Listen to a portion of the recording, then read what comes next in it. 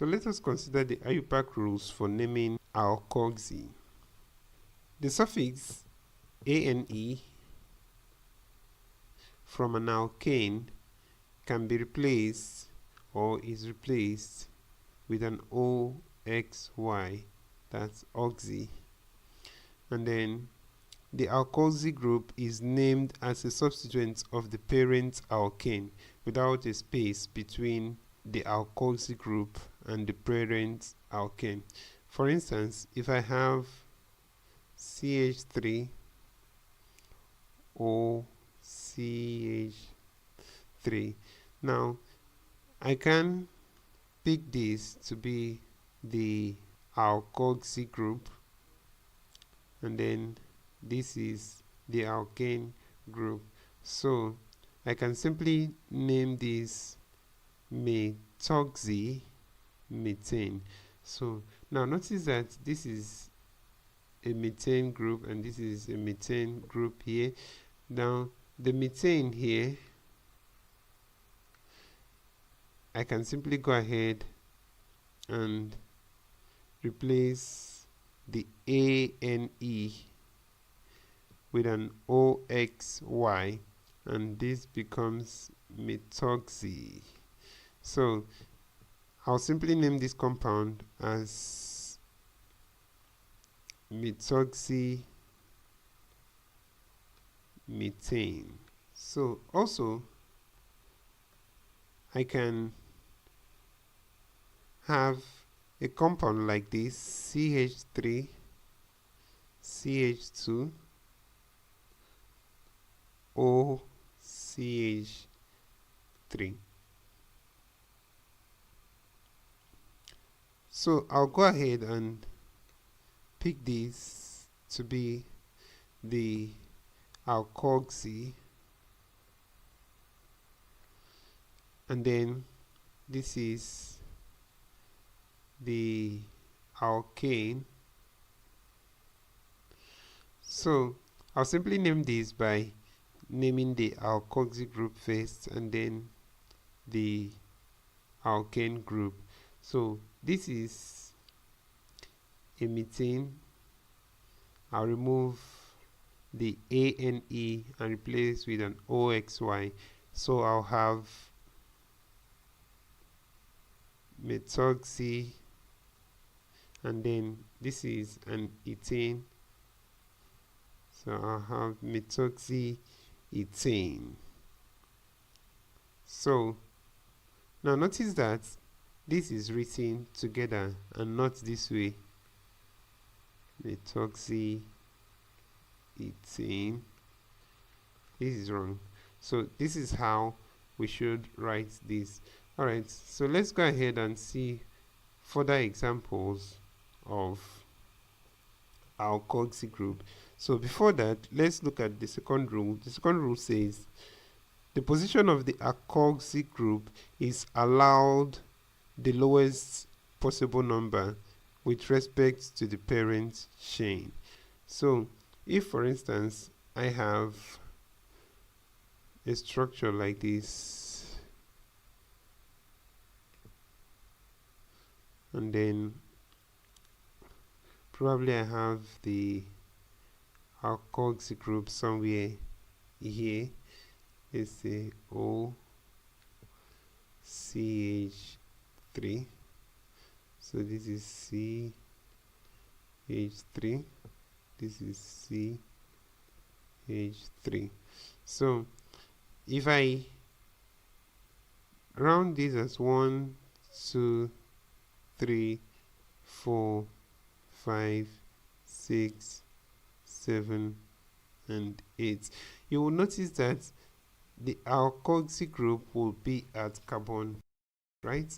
So what if I start at 1, 2, 3, 4, 5, 6, 7, 8.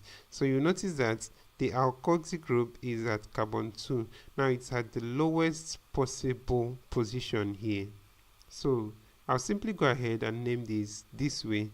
So this is an 8 carbon alkane, whereas I have my alkoxy group here, which is OXY.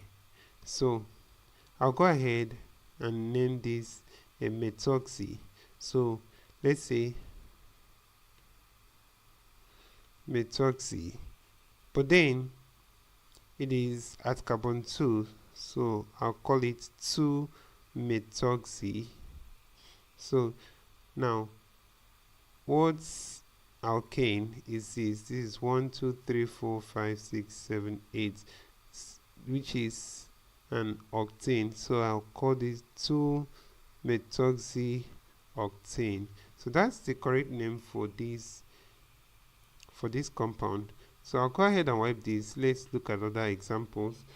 So I have 1 2 3 this way, and then I have this way, and I have O, and I have this way, and I have CH3, then I have this. Okay, let me add one more of this here, and then CH3, and then so when I look at this, if I number from here 1 2 3 4 5 6 7, so you notice that the alkoxy group will be at carbon 6 here, but if I number the other way around, I'll have 1 2 3 4 5 6 7. So you'll notice that the alkoxy group will be at carbon 2.